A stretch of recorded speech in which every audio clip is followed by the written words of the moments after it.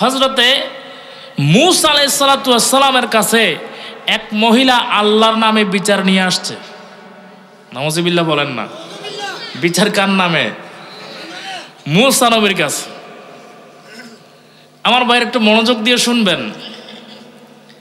দেখেন, নুজহাতুল মাজালিস একটা কিতাব আছে, আলেমরা জানে, লিখেছেন শাফি মাযহাবের একজন ইমাম, ইমাম আব্দুর রহমান সফুরি রহমতুল্লাহি আলাইহি, লিখতেছেন যে মূসা নবীর কাছে মহিলা আল্লাহর নামে বিচার দিলেন। কি বিচার? বলে, আমার একটা ছোট্ট বাচ্চা মারা গিয়েছে, এটার তো মরার বয়স হয় নাই, আল্লাহ এত তাড়াতাড়ি কেন তাকে মারি ফেললো?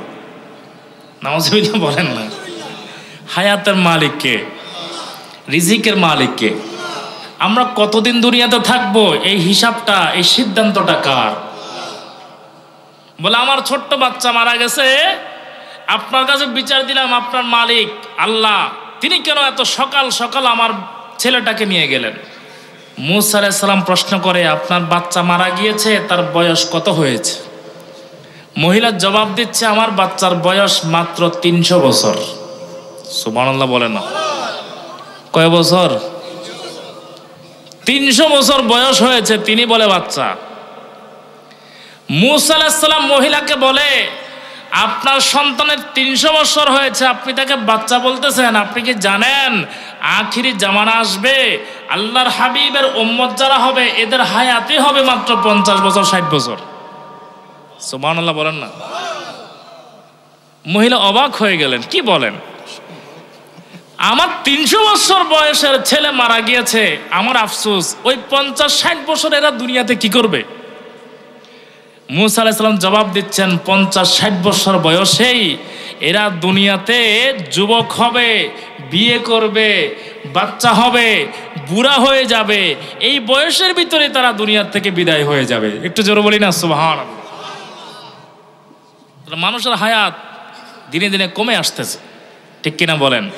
সবাইকে চলে যেতে হবে, কারো থাকার কোনো জায়গায় জমিনের মধ্যে। যারা 400 বছর বেঁচেছে তারাও কবরে চলে গিয়েছে। ফেরাউন, নমরুদ, সাদ্দাত, এদের ইতিহাস পড়েন, এক একজন 500, 600, 700 বছর বেঁচেছিল। এরা যেমনি ভাবে চলে গেছে, আবার আমরা যারা কম হায়াত আমাদেরকেও চলে যেতে হবে, ঠিক কিনা বলেন? ওই আমি চলে যাব, আমায় তোমরা ভুইলা যাইও না, আমি চলে যাব, আমায় তোমরা ভুইলা যাইও না, আমার মরণ আসিবে কখন কেউ তো জানে। সবাই একটু মহব্বতের সাথে একটু বলেন, আমার মরণ আসিবে কখন কেউ তো জানে না, আমি চলে যাব, আমায় তোমরা ভুইলা যাইও না, আমি চলে যাব, আমায় তোমরা ভুইলা যাইও না, আমার মরণ আসিবে কখন। এই দুনিয়া চিরজীবন থাকার জায়গা না, অন্ধকারে কবরে যে আমার আসলে ঠিকানা, সবাই রেখে আমায় চলে যাবে, সঙ্গী হবে না, সবাই রেখে আমায় চলে যাবে, সঙ্গী হবে না, আমার মরণ আসিবে কখন কেউ তো জানে না, ঠিক কিনা বলেন? সবাইকে চলে যেতে হবে। তো বলছিলাম, আল্লাহ সবার কাছ থেকে হিসাব নিবেন। এক সাহাবী প্রশ্ন করেন, ইয়া রাসূলুল্লাহ, নবীজি,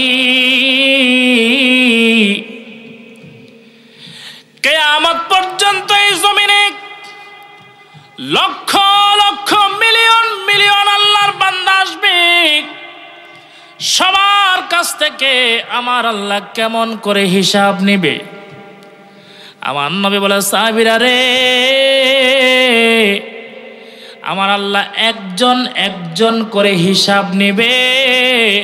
কিয়ামতের ময়দানে কারো উপর জুলুম করা হবে না, সবাইকে সবার প্রাপ্য বুঝিয়ে দেওয়া হবে। জোরে বলেন সুবহানাল্লাহ।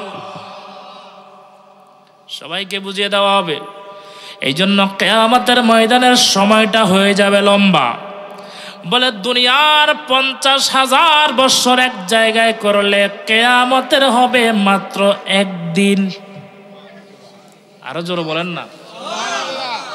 কিয়ামতের একদিন দুনিয়ার 50,000 বছরের সমান।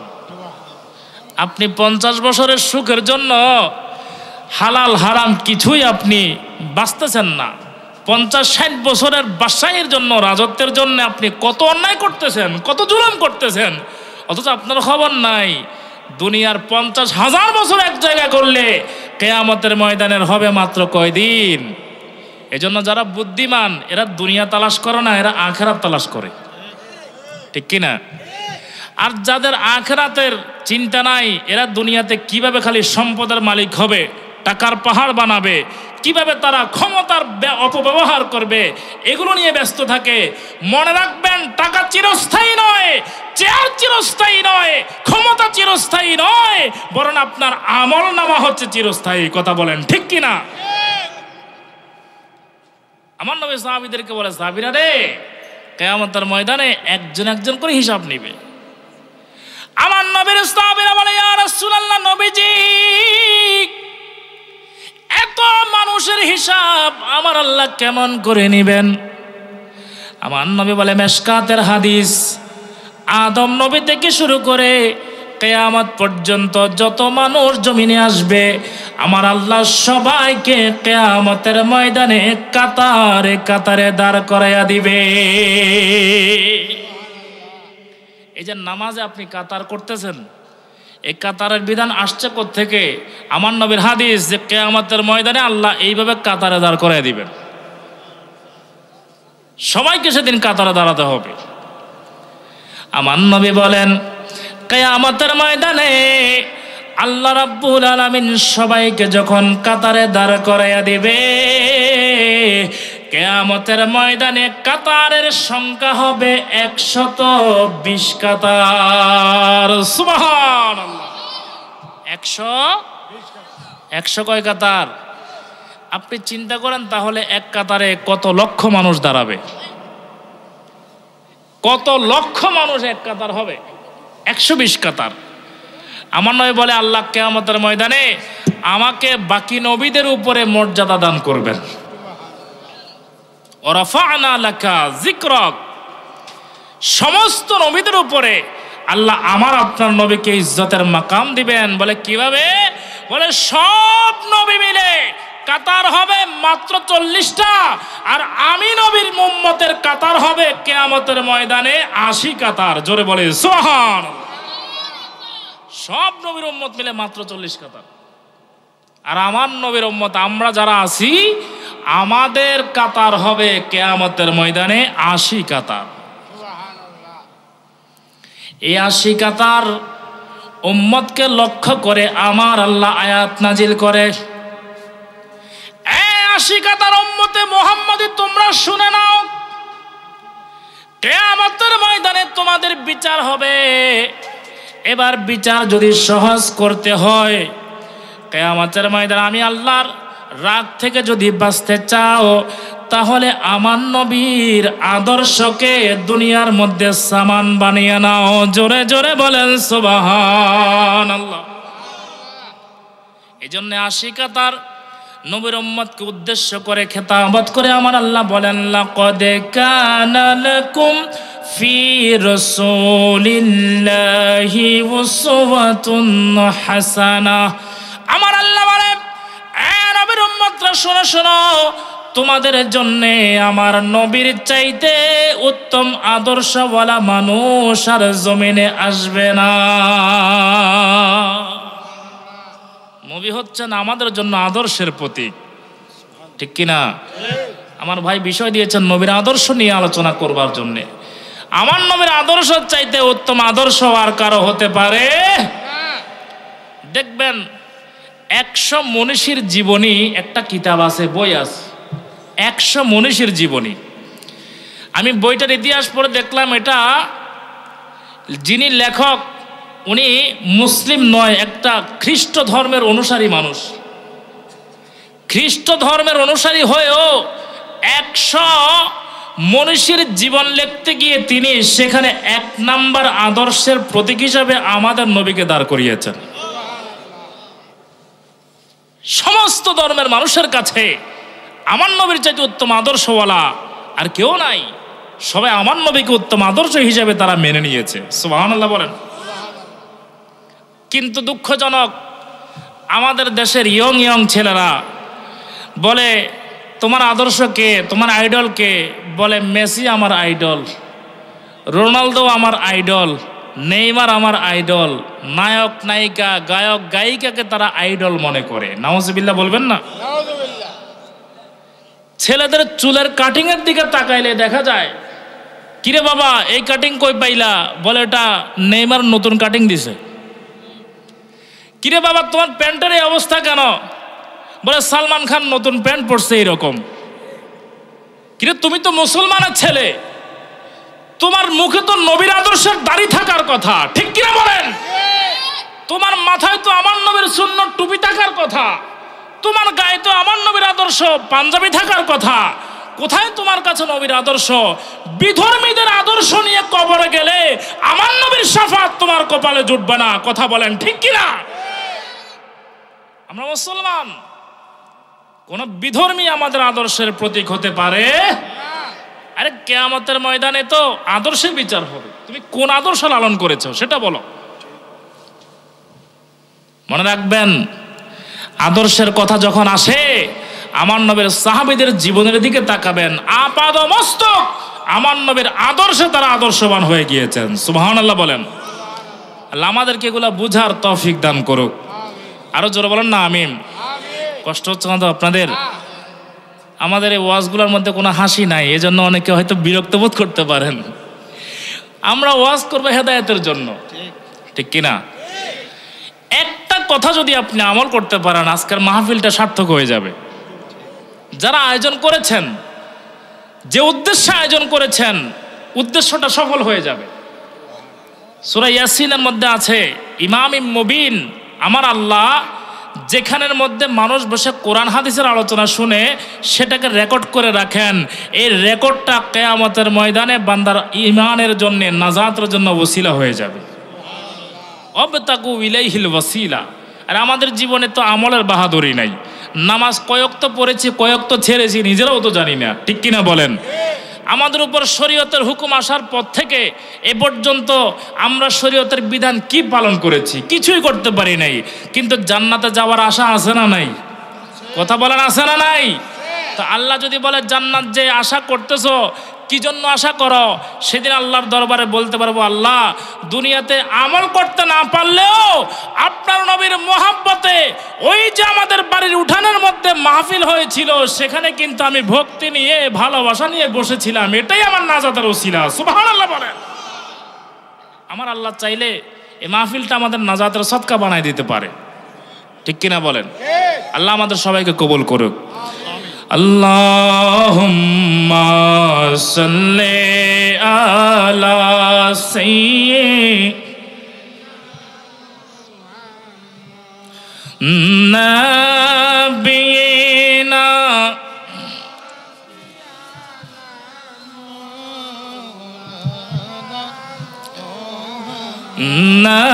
নাবিনা শাফিনা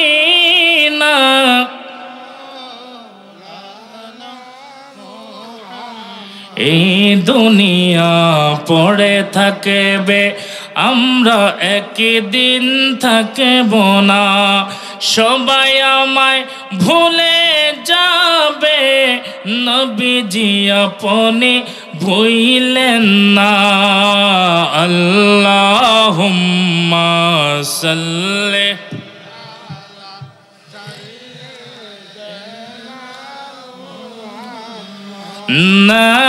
নাবিনা শাফিনা।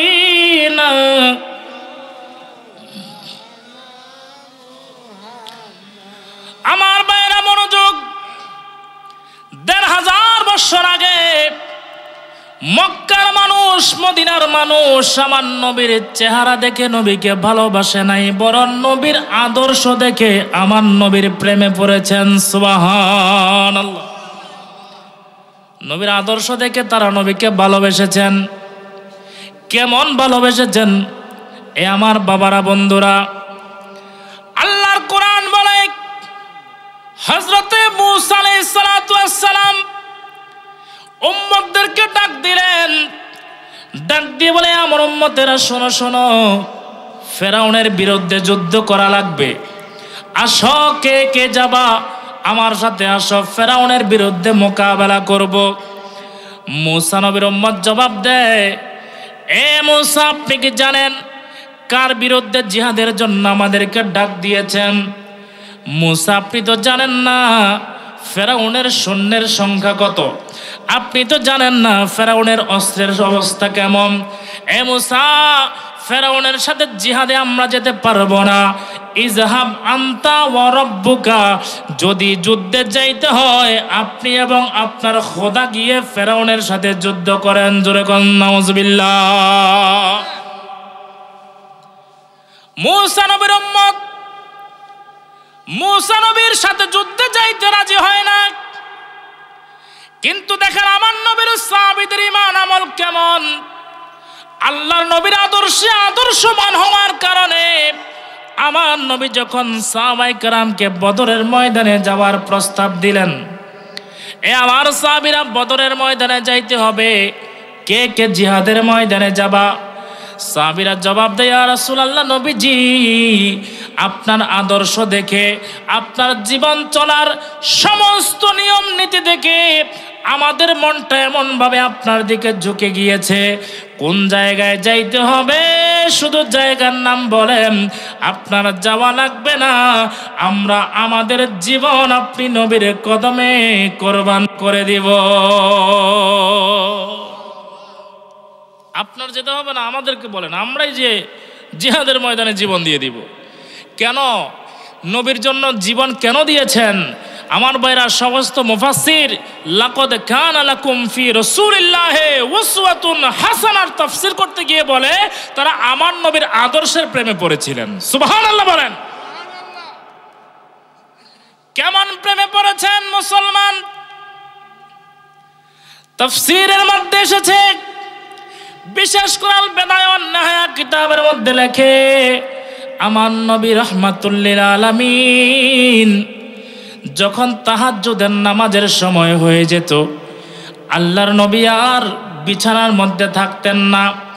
তাহাজ্জুদের সময় হলে আমার নবী উঠে যেতেন, তাহাজ্জুদের নামাজ পড়তেন। সুবহানাল্লাহ বলেন। তাহাজ্জুদের নামাজ বান্দার সাথে আল্লাহর সাথে একটা গোপন সম্পর্ক তৈরি করে দেয়। তাহাজ্জুদের নামাজের মাধ্যমে বান্দা সাধারণ বান্দা থেকে আল্লাহর ওলি হতে পারে। জোরে কোন সুবহানাল্লাহ। হক্কানি রব্বানি আউলিয়া কিরাম এরা তাহাজ্জুদ বাদ দেন নাই, তাহাজ্জুদ পড়েই তারা আল্লাহর ওলি হয়েছেন। আমার নবী রাহমাতুল লিল আলামিন তাহাজ্জুদের নামাজের সময় দরজা খুললেন। নবীজি সোনার মদিনার মধ্যে দরজা খুলে দেখেন শীতের রজনী, এই সময় কেউ নাই, কেউ নাই। নবীজি যখন ঘরের দরজা খুললেন, আমার নবী দেখে আল্লাহর নবীর হুজরা শরীফের সামনে একজন মানুষ পিঠটা বাঁকা করে দিয়ে নবীর দরজার সামনে দাঁড়িয়ে আছে। জোরে বলেন না সুবহানাল্লাহ। গভীর রজনী, কেউ নাই, কেউ নাই। আমার নবী বলে, কি ব্যাপার, কে তুমি? এই গভীর রজনীতে আমি নবীর ঘরের সামনে এইভাবে দাঁড়িয়ে কি করো? নিচ থেকে মাথা উঠালেন, চোখ দিয়ে দুইটা পানি ঝরঝর করে পড়ে, আর বলে, ইয়া রাসূলুল্লাহ, নবীজি, আপনি কি আমাকে চিনেন নাই? আমি আপনার সাহাবী, আমার নাম আপনি রেখেছিলেন আব্দুল্লাহ। আমার নবী বলে, আব্দুল্লাহ রে, এই গভীর রজনীতে কেন আমি নবীর ঘরের সামনে চলে আসলা? আব্দুল্লাহ বলে, ইয়া রাসূলুল্লাহ, ইয়া হাবিবাল্লাহ, নবীজি, আমার মনে যত দুঃখ থাকে, যত কষ্ট থাকে, আপনি নবীর চেহারা মোবারক যখন দেখি আমার মনের সমস্ত দুঃখ দূর হয়ে যায়। বলে গভীর রাতে আমার ঘরের দরজায় কেন? আব্দুল্লাহ বলে ইয়া রাসূলুল্লাহ নবীজি, দুনিয়ার সবাই আমাকে পর করে দিয়েছে, আপনি নবীকে আপন করে নেওয়ার জন্য এসেছি। কেমনে কেমনে? বলে আমি ইসলাম কবুল করেছি শুনে আমার মা বাবা আমাকে বলে দিয়েছে হয়তো আমাদেরকে ছাড়তে হবে, না হয় নবীর দরবার ছাড়তে হবে। আমি তাদেরকে বলে দিয়েছি তোমাদেরকে ছেড়ে দিব, এমনকি যদি প্রয়োজন হয় আমি আমার জানটাও কোরবান করে দিব, তারপরেও একটা মুহূর্তের জন্যেও আমি রহমাতুল লিল আলামিন নবীর কদম ছাড়তে পারবো না। বলে আপনাকে পাওয়ার জন্য আসছি হুজুর। এই তাহাজ্জুদের সময়ে দুনিয়ার কেউ নাই আমার আপন, এখন আপনি আছেন, আপনাকে পাওয়ার জন্য আসছি। সুবহানাল্লাহ বলেন না? এ বাবা একটু বলেন না, আমরাও নবীর দিদার পাইতে চাই কি চাই না? নবীর দিদার পাইলে আর কোনো চিন্তা আছে? একটু জবান খুলে বলেন না, পাইলে নিরালায় গো নবী, পাইলে নিরালায়, পাইলে নিরালায় গো নবী, পাইলে। আরেকটু জোরে বলেন, পাইলে নিরালায় গো নবী, পাইলে। আমি দুই কদমে চুমু খাবো, দুই কদমে চুমু খাবো, চরণ ধুলি মাখবো গায়ে, পাইলে নিরালায় গো নবী, পাইলে নিরালায় গো নবী, পাইলে। নূর নবীজি কত দূরে লোহিত সাগরের তীরে, মদিনারি সোনার ঘরে, মদিনারি সোনার ঘরে শুয়ে আছে সর্বদাই, পাইলে নিরালায় গো নবী, আরে পাইলে নিরালায় গো নবী, পাইলে। আমি দুই কদমে চুমু খাবো, দুই কদমে চুমু খাবো, চরণ ধুলি মাখবো গায়ে, পাইলে নিরা, পাইলে নিরালায়, বলো পাইলে নিরালায় গো নবী। আমার নবী বলে আব্দুল্লাহ, গভীর রজনীতে দুনিয়ার কোন মানুষ যখন সজাগ নাই, কেন আমি নবীর ঘরের দরজায় এসে দাঁড়িয়ে আছো? আব্দুল্লাহ কয় ইয়া রাসূলুল্লাহ নবীজি, মার সাথে সম্পর্ক শেষ করে দিয়েছি, বাবার সাথে সম্পর্ক শেষ করে দিয়েছি, দুনিয়ার কারোর সাথে আমার আর কোনো সম্পর্ক নাই। ঈমান আনার কারণে সবাই আমাকে ত্যায্য করে দিয়েছে। হুজুর এখন আপনি আছেন আর আমি আছি, আমার আপন সব কিছু আপনি, আমার জীবন আপনি, আমার মরণও আপনি। সুবহানাল্লাহ বলেন। ওই আমার জীবন মরণ সাজাবো মাদানী রঙে, আমার জীবন মরণ সাজাবো মাদানী রঙে। সুবহানাল্লাহ বলেন না? আব্দুল্লাহ বলে ইয়া রাসূলুল্লাহ নবীজি, সবার সাথে সম্পর্ক শেষ করেছি, আপনি নবীর দামান ধরেছি আর ছাড়বো না। আমার নবী আব্দুল্লাহ রে,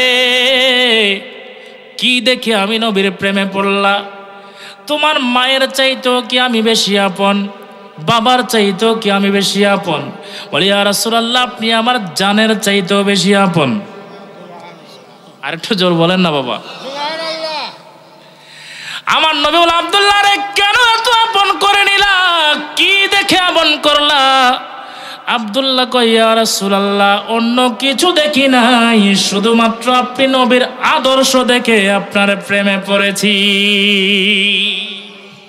আপনার আদর্শ দেখে প্রেমে পড়েছি। ইয়া রাসূলুল্লাহ, কত মানুষ দেখলাম জীবনে, কিন্তু আপনার চরিত্রের সাথে কারো চরিত্রের মিল পাই নাই।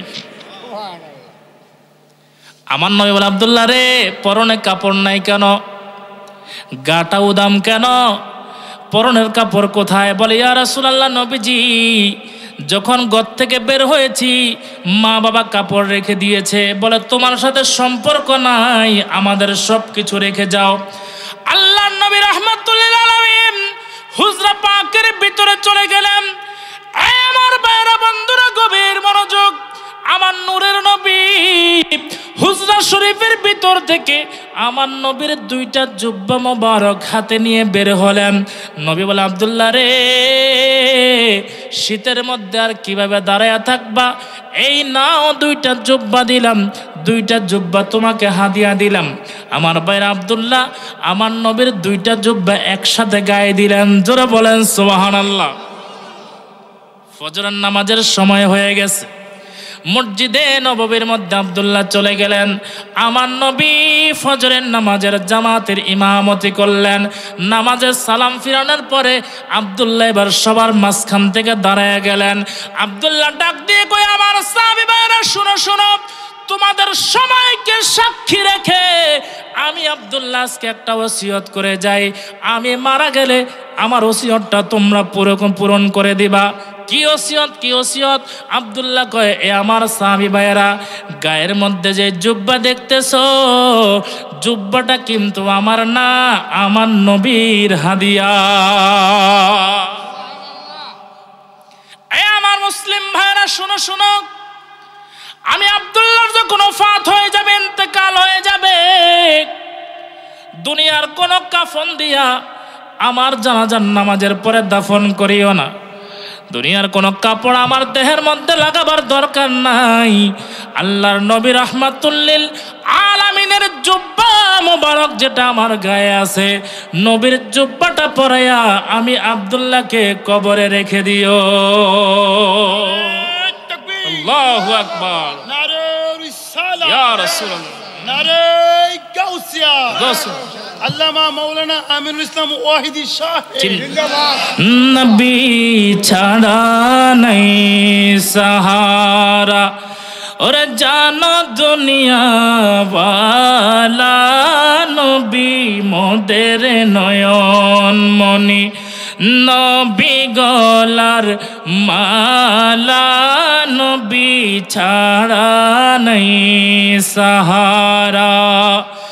নবীর চরিত্র খুলকে আজিব, সাক্ষী আল্লাহ তাআলা, নূরে নবীজির গোলাম হলে থাকবে না আর জালা, নবী ছাড়া নাই সাহারা। জোর বলেন সুবহানাল্লাহ। আব্দুল্লাহ বলে, আমার ভাইরা, আল্লাহর নবীর জুব্বা মুবারক দিয়ে আমাকে কবরে রেখে দিও, কারণ আমার ঈমান আছে। যেই জিসিমের মধ্যে আমার নবীর জুব্বা মুবারক আছে, ওই শরীরের মধ্যে জাহান্নামের আগুন কখনো স্পর্শ করবে না। ঈমানের মজবুতি কেমন? বলে নবীর জুব্বা গায়ে আছে, জাহান্নামের আগুন আর আমার কাছে আসবে না। এটার নাম হচ্ছে ঈমান। কি দেখে? বলে নবীর আদর্শ দেখে প্রেমে পড়েছি। সুবহানাল্লাহ বলেন। সুবহানাল্লাহ। এভাবে আমার নবী দেখে সব সময় আব্দুল্লাহ শুধু ফজরের নামাজের আগে তাহাজ্জুদের সময়ে আমার নবীর হুজরার সামনে গিয়ে বসে থাকে। নবী যখন দরজা খুলে, আব্দুল্লাহ কয়, ইয়া রাসূলুল্লাহ, ইয়া হাবিবাল্লাহ, দিনের শুরুটা আপনি নবীর চেহারা দেখার জন্য বসে থাকি। দিনের শুরুটা আমি আপনার চেহারা দেখি, দিনের শেষটাও আমি আপনার চেহারা দেখি। আপনার চাইতে ভালোবাসার মোহাব্বতের মানুষ আমার কাছে দুনিয়ার আর কেউ নাই। সুবহানাল্লাহ। নবী ডাক দিলেন, আব্দুল্লাহ আসো, এদিকে আসো। আমার মোহাব্বতে ঘর ছেড়ে দিলা, বাড়ি ছেড়ে দিলা, মা বাবা সব ছেড়ে দিলা। আচ্ছা তুমি বলো তো, তুমি কি চাও? তোমার কোনো কিছুর অপূর্ণতা আছে? যা চাইবা আমি রাসূল তা দিব। সুবহানাল্লাহ বলেন। আচ্ছা নবীর দেওয়ার ক্ষমতা আছে না নাই? আপনাদের ঈমান আছে তো? আমাদের দেশে অনেক ভাইরা বলে আমার নবী নাকি দিতে জানে না। নাউজুবিল্লাহ বলবেন না? কারোর সাথে আমাদের কোনো মারামারি নাই, ঝগড়া ফাসাদ নাই। আমরা যাদের মতের সাথে আমাদের মত মিলে না, আমরা তাদের জন্য আল্লাহর কাছে হেদায়েতের দোয়া করব। আল্লাহ আমাদেরকে আপনি যেরকম বুঝার মতো শক্তি দিয়েছেন, ক্ষমতা দিয়েছেন, আকল দিয়েছেন, যারা বুঝেন আপনি তাদেরকেও আকল দান করেন। সুবহানাল্লাহ বলেন না? তাহলে কোনো মারামারি আছে? কোনো ঝগড়াঝাটি আছে? মারামারি ঝগড়াঝাটির নাম তো ইসলাম নয়। আপনি কওমি বলেন, হেফাজতি বলেন, তারপরে আলিয়া বলেন, যাই বলেন, সবার টার্গেট তো জান্নাতে যাওয়া, ঠিক কিনা বলেন? সবার টার্গেট জান্নাতে যাওয়া। কেউ চায় না যে আমরা জাহান্নামে যাই, সবাই জান্নাতে যাওয়ার জন্যই রেডি, খুঁজতেছে, জান্নাত তালাশ করতেছে। তারপরে এক দলের সাথে আরেক দলের মতভেদ আছে না নাই? এগুলো থাকবেই। তাই বলে কাউকে গালি দেওয়া যাবে, আঘাত করা যাবে? বরং আমার নবী ভালোবাসা দিয়ে পুরা বিশ্ব, পুরা দুনিয়া জয় করে ফেলেছেন। নবী বলে, আব্দুল্লাহ কিছু লাগবে? কি চাও? কি অপূর্ণতা আছে বলো? আমাদের দেশের প্রাইম মিনিস্টার, প্রধানমন্ত্রী যদি কোনো আল্লাহর বান্দাকে যদি বলে তোমার কিছু লাগবে, প্রথমেই বলবে আমার একটা বাড়ি চাই, অথবা গাড়ি চাই, আমার কিছু টাকা চাই, এরগুলা বলবে। আমার নবীও ছিলেন তখন প্রধানমন্ত্রী। সুবহানাল্লাহ বলবেন না? নবী তো বাদশাহ ছিলেন, গোটা জাহানের বাদশাহ হচ্ছেন আমার নবী। বাদশাহী দিয়েছেন কে? নবী বলে আমি দুনিয়া চাই না, আমি যদি চাই যে উহুদ পাহাড়টা স্বর্ণ হয়ে যাক, আমি চাইলে আল্লাহ সাথে সাথে উহুদ পাহাড় স্বর্ণ বানিয়ে আমার সামনে পেশ করবেন। এই জন্য তো শায়ের লিখে দিয়েছেন, ওরে আল্লাহ সবে কিছুর মালিক, আল্লাহ সবে কিছুর মালিক, তুমি বন্টনকারী, আমরা তোমার ভিখারি, আমরা তোমার ভিখারি রে আকা, তোমার ভিখারি, আমরা তোমার ভিখারি। সুবহানাল্লাহ বলেন। নবী আমার বলে, আব্দুল্লাহ রে কিছু চাও কিনা বলো? আব্দুল্লাহ কয়া রাসূলুল্লাহ, নবীজি চাওয়ার জন্য যখন বলেছেন, দুনিয়ার কোনো সম্পদ চাই না, কোনো ক্ষমতা চাই না, রাজত্ব চাই না, কি চাও কি চাও? আমার নবীর সামনে দাঁড়িয়ে তাহাজ্জুদের নামাজের সময়ে আব্দুল্লাহ বলে, ইয়া রাসূলুল্লাহ, ইয়া হাবিবাল্লাহ, নবীজি আপনার একটা বয়ানে শুনেছিলাম, ইসলামের জন্যে জিহাদের ময়দানে যদি কোনো মুসলমান শাহাদাতের সুদা পান করতে পারে, শহীদের নাকি কবরে কোনো প্রশ্নের জবাব দেওয়া লাগে না, শহীদের নাকি গোসল লাগে না, শহীদের নাকি কিয়ামতের ময়দানে কোনো হিসাব হবে না, শহীদরা নাকি সরাসরি জান্নাতে চলে যাবে। ইয়া রাসূলুল্লাহ, নবীজি আপনি আল্লাহর দরবারে দোয়া করেন, আল্লাহ যখন আমার মৃত্যু দিবে, আমার মৃত্যুটা যেন আমার আল্লাহ শাহাদাতের মৃত্যু কবুল করে। আমার নবী দুইটা হাত উপরের দিকে তুলে দিয়েছেন, আল্লাহকে বলে, আল্লাহ রে, আব্দুল্লাহ আমি নবীর মোহাব্বতে ঘর বাড়ি সব কিছু ছেড়ে দিয়েছে, শুধুমাত্র শাহাদাতের মৃত্যু কামনা করে। আল্লাহ রে, আমি দোয়া করি আমার আব্দুল্লাহর নামটা আপনি শাহাদাতের মাকামের মধ্যে কবুল করে নেন। কিছুদিন পর তাবুকের ময়দানে চলে গেলেন। তাবুকের ময়দান থেকে আসার পথে নবীর সাহাবী আব্দুল্লাহ ইন্তেকাল করলেন। আমার নবী ফতোয়া লাগায় দিলেন, জিহাদের ময়দানে যাওয়া এবং আসার পথেও যদি কেউ মারা যায়, তার নামটাও শাহাদাতের দফতরে চলে যায়। সুবহানাল্লাহ। নবী আমার আব্দুল্লাহর জানাজার নামাজের ইমাম হয়ে গেলেন। কবর খোঁড়া হলো, আমার নবীর জুব্বা মোবারক তার গায়ে আছে। আমার নবী কবরের মধ্যে নেমে গেলেন। নবীজি নিচ থেকে হাত দিলেন, বলে, সাহাবীরা রে, আব্দুল্লাহর লাশটা আমি নবীর হাতের মধ্যে দিয়ে দাও। নবী আমার পায়ের পাতা জমিনে রাখে নাই, শুধুমাত্র দুই পায়ের দুইটা বুড়া আঙ্গুলের উপরে ভর দিয়ে কবরে দাঁড়ায় আছেন। উপর থেকে আব্দুল্লাহর লাশটা আমার নবীর হাতে দেওয়া হলো। নবীজি হাত মুবারক দিয়ে জড়ায়া ধরলেন। পাশের সমস্ত সাহাবী চিৎকার দিয়ে কান্না শুরু করে দিলেন। একজন আরেকজনকে বলে, কি ব্যাপার, চিৎকার কেন দেও, কান্না কেন করো?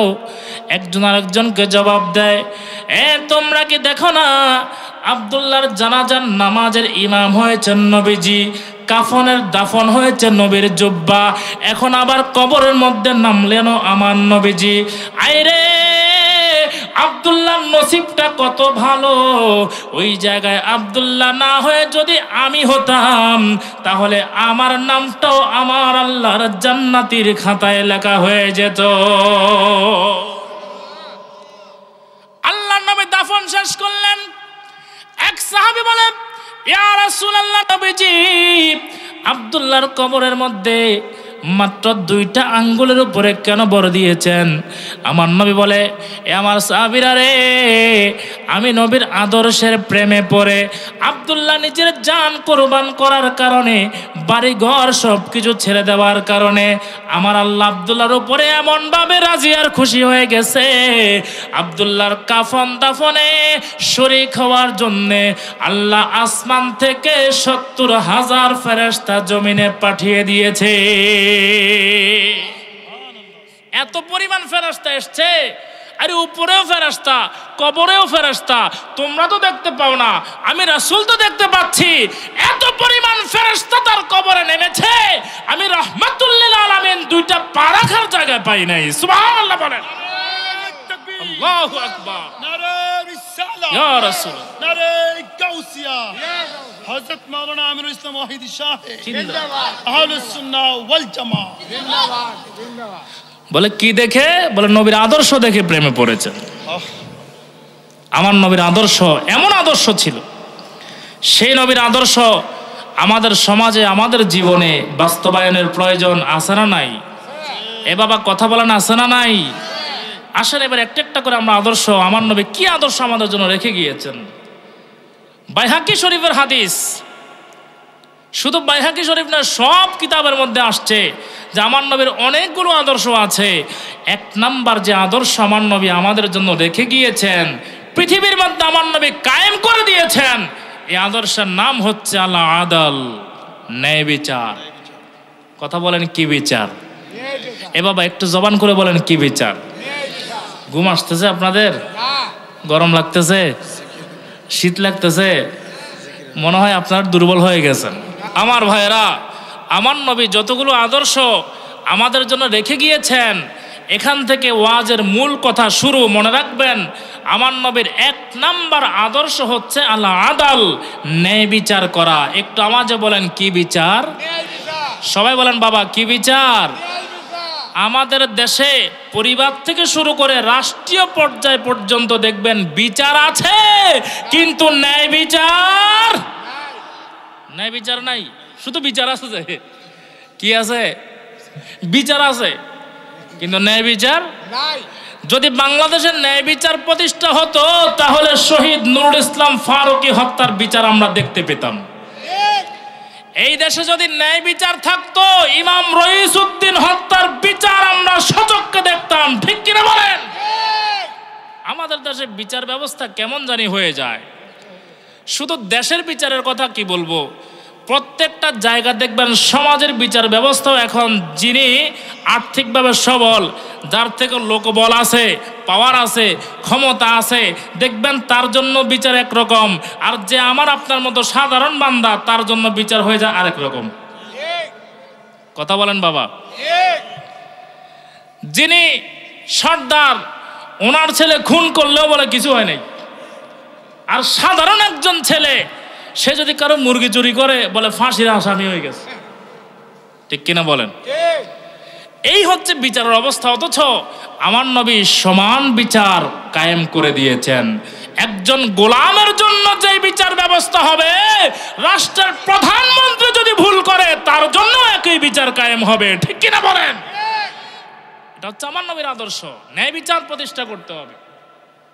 আমার নবী ন্যায় বিচারের সবক আমাদেরকে দিয়েছেন। ন্যায় বিচারের প্রতীক ছিলেন রাহমাতুল লিল আলামিন। এজন্য আমার বাবারা, আপনার জায়গা থেকে আপনি ন্যায় বিচার করবেন। এখন অনেক সময় দেখা যায় একই বাবার 5 ছেলে, বাবাই 5 জনের উপরে ন্যায় বিচার করে না, একজনের পক্ষে চলে যায়। খবরদার, মনে রাখবেন, আপনি বাবা হয়ে যদি কারো উপর আপনি ন্যায় বিচার না করেন, আপনার এক ছেলেকে আপনি রাজি করতে গিয়ে, একজনকে আপনি জিতাইতে গিয়ে আরেকজনকে যদি ঠকাইয়া দেন, আল্লাহর দরবারে জবাবদিহিতা আছে না নাই? আছে কিনা বলেন? আছে। সাবধান। আপনার জায়গা থেকে যেমন আপনি আল্লাহর দরবারে জবাব দিতে হবে, ছেলে মেয়েরা যদি আপনার উপর কোনো জুলুম করে তার জবাবও তারা আল্লাহর দরবারে দিতে হবে, ঠিক কিনা বলেন? কিন্তু আমাদের প্রত্যেককেই আমাদের জায়গা থেকে ন্যায় বিচার প্রতিষ্ঠা করতে হবে। আল্লাহ কবুল করুক, পড়ি আমিন।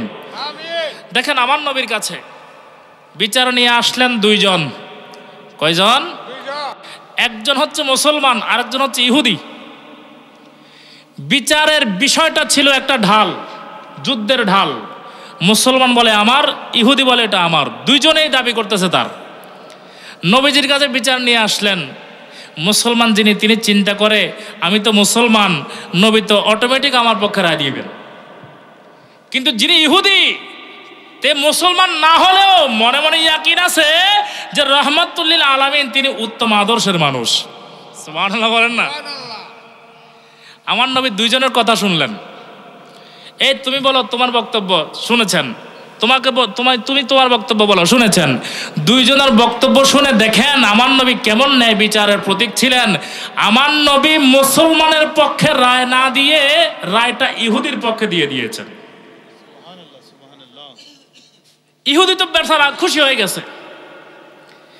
ওই মুসলিম নামধারী মুসলমান নবীর দরবার থেকে বের হয়ে ইহুদিকে বলে, আচ্ছা বিচার তো নবী করেছেন, কিন্তু বিচারটা আমি মানলাম না। নাউজুবিল্লাহ বলবেন না? আরো জোরে বলেন নাউজুবিল্লাহ। এইরকম মুসলমান নামধারী মুনাফিক সমাজের মধ্যে আছে না নাই?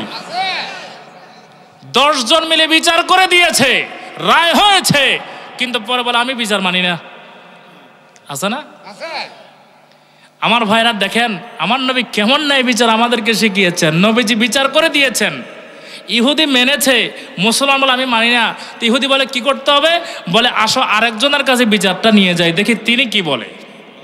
কার কাছে? বলে ওমরের কাছে, খলিফাতুল মুসলিমিন হযরতে ফারুক আজমের কাছে আমরা এই বিচারটা নিয়ে আবার যাব। এটা জোরে বলেন সুবহানাল্লাহ। দুইজন মিলে হযরতে ফারুক আজমের ঘরের সামনে গেলেন, ডাক দিয়েছেন।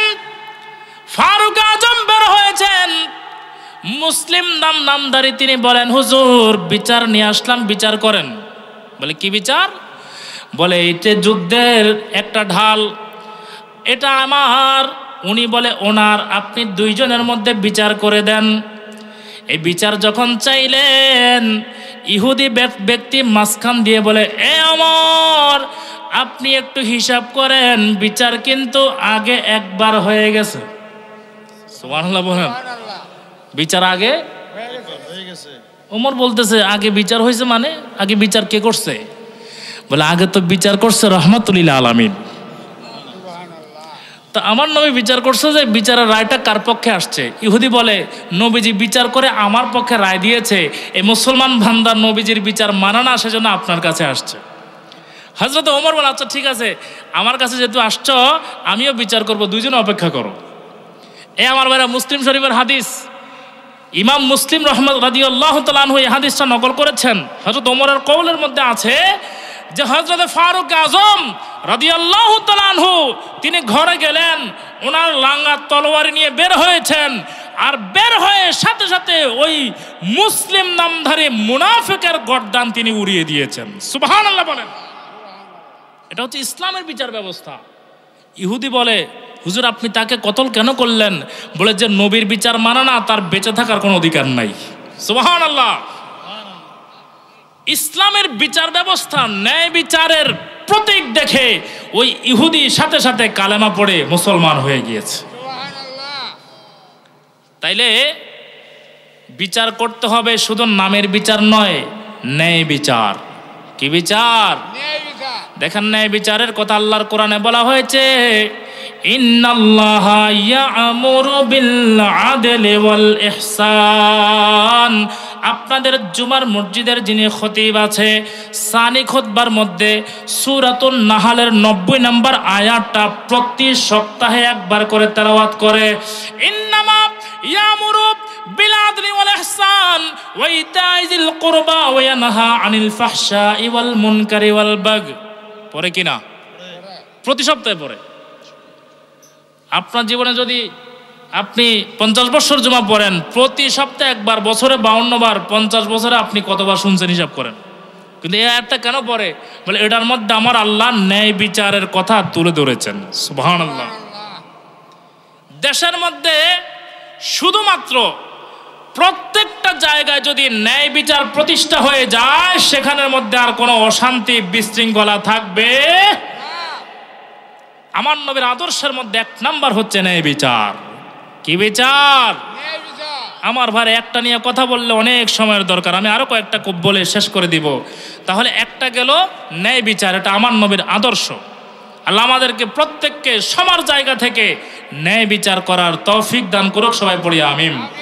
আমার নবীর 2 নাম্বার আদর্শের নাম হচ্ছে আল্লাহ আফওয়া। আল্লাহ আফওয়া হচ্ছে আরবি, বাংলা হচ্ছে ক্ষমা করে দেওয়া। কি করে দেওয়া? এ বাবা বলেন কি করা? সবাই বলেন কি করা? আমাদের দেশে, আমাদের সমাজে, আমাদের বাড়িতে এমন হাজার হাজার ঘটনা আছে।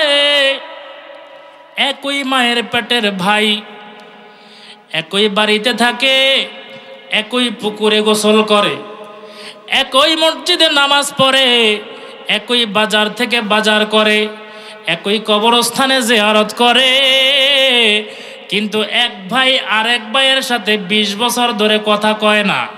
আছে না নাই? আমাদের দেশে এমন হাজার হাজার ঘটনা আছে। একই বাড়ির মানুষ, একই বংশের মানুষ, অথচ একজনের সাথে আরেকজনের দূরত্ব লেগে আছে, কারোর সাথে কারো কোনো কথা নাই, বার্তা নাই। আছে না? কেন? বলে আমার মনে একদিন ওই বান্দা একটা কথা বলে কষ্ট দিয়েছে, এই কষ্টটা বছরের পর বছর মনের মধ্যে পুষে রেখেছে, ক্ষমা করে নাই। যদি ক্ষমা করে দিত তাহলে আর দূরত্ব থাকতো না। কথা বলেন ঠিক কিনা? এই জন্য আমার নবী বলে আমার আদর্শের মধ্যে 2 নাম্বার আদর্শের নাম হচ্ছে ক্ষমা করে দেওয়া। আমার ভাইরা, যতই মুসলমান, যত আপনার ভাই, আপনার বাবা, আপনার মা, আপনার সন্তান, আপনার প্রতিবেশী কথাবার্তায় কষ্ট দিতে পারে, চলাফেরায় কষ্ট দিতে পারে, মনে কিছু না নিয়ে ক্ষমা করে দেন, নবীর আদর্শের বাস্তবায়ন করেন, দেখবেন জীবন সুন্দর, সমাজ সুন্দর, সব কিছু সুন্দর। আর যদি রাগটা পুষে দেন, মনের মধ্যে রেখে দেন, দেখবেন সারা জীবন একজনের প্রতি আরেকজনের মনোমালিন্য চলতে থাকবে। সংসারে শান্তি নাই, সমাজে শান্তি নাই, দেশের মধ্যে শান্তি নাই। বলে কেন? বলে একজনের সাথে আরেকজনের কথা নাই, সাক্ষাৎ নাই, মোয়ানাকা নাই, মুসাফাহা নাই। কেন নাই? বলে একজন আরেকজনকে ক্ষমা করতে পারে নাই। যদি ক্ষমা করতে পারেন তাহলে রহমত নাজিল করে দিবে কে? ক্ষমা করে দিবেন মানুষকে, মনের মধ্যে কোনো প্যাঁচ রাখবেন না। আরে আপনি বাবা, আপনার সন্তান আপনার সাথে ভুল করতেই পারে, ঠিক কিনা বলেন? আপনি বড় ভাই, ছোট ভাই অন্যায় করতেই পারে। আপনি স্বামী, আপনার স্ত্রী আপনার সাথে 2টা কথা বলতেই পারে। তাই বলে কি আপনি সম্পর্ক নষ্ট করে দিবেন? আপনি দূরত্ব বাড়ায় দিবেন? নয় নয়, এগুলো নবীর আদর্শ নয়। আমার নবীর আদর্শ হচ্ছে মানুষকে ক্ষমা করে দেওয়া, দুশ্মনকে বন্ধু বানিয়ে নেওয়া। একটু জোরে বলেন না সুবহান। তাইলে আমরা ন্যায় বিচার করব, আমরা মানুষকে ক্ষমা করে দিব, ঠিক কিনা বলেন? দেখেন, যিনি আরেক বান্দার সাথে সম্পর্ক খারাপ, 20 বছর সারা জীবন কথা বলে নাই, একটা অপরাধের কারণে, একটা কথার কারণে তিনি ওই বান্দাকে ক্ষমা করতে পারেন নাই, অথচ তিনি নিজে 5 ওয়াক্ত নামাজ আল্লাহর কাছে দোয়া করে, আল্লাহ আমার গুনাহ মাফ করে দেন, আমাকে ক্ষমা করে দেন। আপনি যদি নিজে বান্দা হয়ে আরেক বান্দাকে ক্ষমা না করেন, আপনি আল্লাহর কাছে কিভাবে ক্ষমার আশা করেন? আল্লাহর কাছে আপনি যিনি ক্ষমা পাইতে হলে মানুষকে ক্ষমা করতে হবে, ঠিক কিনা বলেন? আল্লাহ আমাদেরকে উদার মন মানসিকতা দান করুক, সবাই পড়ি আমিন। দেখবেন এই ক্ষমা না করা, দূরত্ব রেখে দেওয়া, এগুলো পুরুষের চাইতে মহিলাদের চরিত্রে বেশি দেখা যায়। দেখবেন একই ঘরের 2 ভাইয়ের বউ, এটাকে কি বলে? জাল বলে মনে হয়। হ্যাঁ, দেখেন একই সংসারের দুই বউ কেউ কারোর সাথে মাতে না, কথা বলে না। এরকম হাজার হাজার ঘটনা ইতিহাস আছে না নাই বলেন? কেউ কারোর সাথে কথা বলে না। কিরে ভাই কেন কথা বলো না? বলে আমার মনে কষ্ট দিয়েছে। তো কষ্ট দিয়েছে মাফ করে দাও, ক্ষমা করে দিলেই তো আর দূরত্ব থাকে না, ঠিক কিনা? আল্লাহ আমাদেরকে এই ক্ষমা করার মন মানসিকতা যেন দান করে, আমরা পড়ি আমিন। তাহলে আমার ভাইয়ের আলোচনার শেষের দিকে 1 নাম্বার ন্যায় বিচার করবেন, নবীর আদর্শ। 2 নাম্বার ক্ষমা করবেন, আমার নবীর আদর্শ। 3 নাম্বার মানুষের প্রতি দয়া করবেন, এহসান করবেন। এহসান করা আমার নবীর বড় আদর্শ। জোরে বলেন সুবহানাল্লাহ। মান লাম ইয়ারহাম সগীরানা ওয়ালাম ইউক্কির কাবীরানা ফালাইসা মিন্না। নবী বলে যে বড়কে সম্মান করে না, ছোটকে স্নেহ করে না, সে আমার দলভুক্ত নয়। এখন আমাদের দেশে আগে দেখতাম ছোট ছোট ছেলেরা মুরব্বি দেখলে পালিয়ে যেত, রাস্তায় সামনে আসতে ভয় পাইতো, লজ্জা পাইতো, হ্যাঁ, আর সামনে পড়ে গেলেও সালাম দিত। এখনকার সময় আমাদের ইয়ং জেনারেশন মোবাইল নিয়ে ব্যস্ত, কি বাপ যাচ্ছে না চাচা যাচ্ছে কোনো খবর নাই, আছে না? কিরে বাবা, আমার নবী কি আদর্শ রেখে গিয়েছেন, তুমি কিভাবে চলতেছো? তুমি কিভাবে চলতেছো মনে রাখবা। নবী বলেছেন যে মুরব্বীদেরকে ইজ্জত করো না, সম্মান করো না, সে আমাদের দলভুক্ত নয়। মুরব্বীদেরকে সম্মান করবেন, ইজ্জত করবেন, আবার মুরব্বীরও ছোটদেরকে স্নেহ করবেন, মায়া করবেন। তাহলে ইসলামের সৌন্দর্য বৃদ্ধি পাবে, একজনের সাথে আরেকজনের মহব্বতের সম্পর্ক তৈরি হবে, সমাজের মধ্যে শান্তি নাজিল হবে। আল্লাহ কবুল করুক, পড়ি আমিন। দেখেন আমার নবীর 1 নাম্বার গেল আলাদিল, ন্যায় বিচার করা। 2 নাম্বার ক্ষমা করে দেওয়া। 3 নাম্বার এহসান করা। 4 নম্বরে আমার নবী বলেন, আমি নবীর বড় আদর্শ হচ্ছে বিপদগ্রস্ত মানুষের বিপদে গিয়ে পাশে দাঁড়ানো। সুবহানাল্লাহ বলেন না? এই বিষয়গুলো এখন আমাদের সমাজের মধ্যে, আমাদের দেশে দেখা যায় না। একজন যতই বিপদে পড়ুক, কেউ তাকে উদ্ধার করার জন্য আসে না, বরং আরো যারা ভালো আছে, ভালো চলতেছে, কিভাবে তাদেরকে মুসিবতে ফেলা যায় এই ধরনের চেষ্টা করে, আছে না নাই? একটা লোকের উন্নতি, একটা লোক উপরের দিকে যাচ্ছে, উন্নতির শিখরে যাচ্ছে, বাকি 10 জনের সহ্য হচ্ছে না, কিভাবে তাকে অপদস্থ করা যায় মিটিং শুরু করে দেয়, আছে না? ইজ্জত দেওয়ার মালিক কে? সম্মানের মালিক কে? তা আপনি আরেকজনের সম্মান ইজ্জত দেখে জ্বলতেছেন কেন? জ্বলার বিষয় না তো। আল্লাহর কাছে দোয়া করেন, আল্লাহ আপনি ওনাকে যেভাবে সম্মান দিয়েছেন, আল্লাহ আপনি আমাকেও সম্মান দেন। এটা হবে নবীর আদর্শের কথা, ঠিক কিনা বলেন? একজন বিপদে পড়লে সমাজের মনে করবেন না যে শুধু তার বিপদ, আপনি মনে করেন উনি বিপদে পড়েছে মানে আমাদের সবার বিপদ হয়েছে। 10-এর লাঠি 1-এর, মনে রাখবেন সবাই মিলে যদি আমরা একজনকে সহযোগিতা করি, এই লোকের আর বিপদ থাকবে? থাকবে না। আজকে তিনি বিপদে পড়েছেন, কালকে তো আমিও পড়তে পারি। আমার নবী এটা শিখিয়েছেন, আদর্শ দেখিয়ে গিয়েছেন। এই জন্য আমার নবী মক্কা থেকে যারা হিজরত করে মদিনাতে এসেছেন, মদিনার মুসলমানদেরকে আনসারি বানিয়ে দিয়েছেন। বলে একজন আনসারি, একজন মুহাজির ভাই ভাই হয়ে যাও। এই লোকটা বিপদে আছে, তুমি তো মদিনার স্থানীয় মানুষ, তুমি তাকে ভাই হিসেবে গ্রহণ করো, তোমার সম্পদ তাকে দিয়ে তাকে সহযোগিতা করো। এটার নাম হচ্ছে ইসলাম। একটু আওয়াজে বলি সুবহানাল্লাহ। 1000 বছর আগে, আমি বলতে গেলে অনেক লম্বা সময় লাগবে। আপনাদের মনে কষ্ট হচ্ছে? কষ্ট হচ্ছে না তো? আমি কি আর প্রতিদিন আপনাদের কাছে আসবো? আপনারা কি আমাকে প্রতিদিন পাবেন? আমার বন্ধু মাওলানা আশরাফুল ইসলাম নুরানি সাহেবের মাধ্যমে আজকে আপনাদের কাছে আসছি। চট্টগ্রামে আলহামদুলিল্লাহ প্রতিদিন আমাদের মাহফিল থাকে, প্রতিদিন মাহফিল। একটা মসজিদে জুমার নামাজ, একটা মসজিদে পাঞ্জেগানা নামাজ, একটা মাদ্রাসার খেদমত, সব কিছু মিলে ওই দিকে ব্যস্ত। এখানে একটা মাহফিল করা মানে 2 দিন চলে যাওয়া, আসা একদিন, যাওয়া আরেকদিন, অনেক সময়ের ব্যাপার। তারপর এই যে দিনের খেদমতগুলো শুধুমাত্র করতেছে আল্লাহ এবং তার রাসূলকে রাজি করবার জন্যে। শুধু আল্লাহ এবং তার রাসূলকে বিশ্বাস করেন। আমার ভাই কালকে আমাকে বলে, হুজুর যে বন্ধু আমি যাতায়াত খরচটা পাঠিয়ে দিই। আমি বলছি দূর ভাই কি বলেন, যাতায়াত খরচও লাগবে না, কারণ আমরা তো মাহফিল করতেছি টাকার জন্য নয়, শুধুমাত্র আল্লাহ তার রাসূলের রাজি খুশির জন্য। কারণ আল্লাহ আমাদের রিজিকের একটা বন্দোবস্ত করে দিয়েছেন, আলহামদুলিল্লাহ বলেন। নিয়ত থাকতে হবে সহি। আমার নিয়ত যদি সহি না থাকে, আমার এই কথাগুলোর মাধ্যমে আপনি প্রভাবিত হবেন না। আমাদের দেশে আগে এক সময় এই ওয়াজ মাহফিলগুলো উঠানো হতো, হুজুররা আসতো, 200 টাকা 100 টাকা আপনারা দিতেন। তাদের ওয়াজ শুনে মানুষ দাড়ি রাখতো, নামাজ ধরতো, আল্লাহওয়ালা হতো। আর এখন 1 লক্ষ টাকা দিয়ে হুজুর এনেও সমাজের পরিবর্তন হচ্ছে না। কেন হচ্ছে না? কারণ নিয়তে গরমিল। কথা বলেন, নিয়তের মধ্যে সমস্যা হয়ে গেছে। ইন্নামাল আমালু বিন্নিয়াত। ইমাম বুখারী শরীফের প্রথম হাদিস, বাবু ফাদিল ওহির অধ্যায়ের মধ্যে তিনি প্রথম হাদিস এনেছেন ইন্নামাল আমালু বিন্নিয়াত। মানুষের সব কাজ নিয়তের সাথে সম্পৃক্ত। সুবহানাল্লাহ বলেন না? তামান্নয় বলেছেন, এটা বলে শেষ করে দিব, যে যারা মুসিবতগ্রস্ত মানুষ, বিপদগ্রস্ত মানুষ, অসহায় মানুষ, তাদেরকে সহযোগিতা করো। এটা আমি নবীর একটা উত্তম আদর্শ। কেমন সহযোগিতা মুসলমান? একেবারে শেষ দিকের আলোচনা। আল্লাহর নবীর একজন সাহাবী মক্কা শরীফ থেকে তিনি হিজরত করে সোনার মদিনায় গিয়েছেন। মদিনা শরীফের মধ্যে গিয়ে এই সাহাবী বড় অভাবের মধ্যে পড়ে গেলেন। কোনো কাজের সন্ধান তিনি পাচ্ছেন না, রিজিকের কোনো ব্যবস্থা তিনার হয় না। সাহাবী খাবারের বড় অভাব পড়ে গেলেন।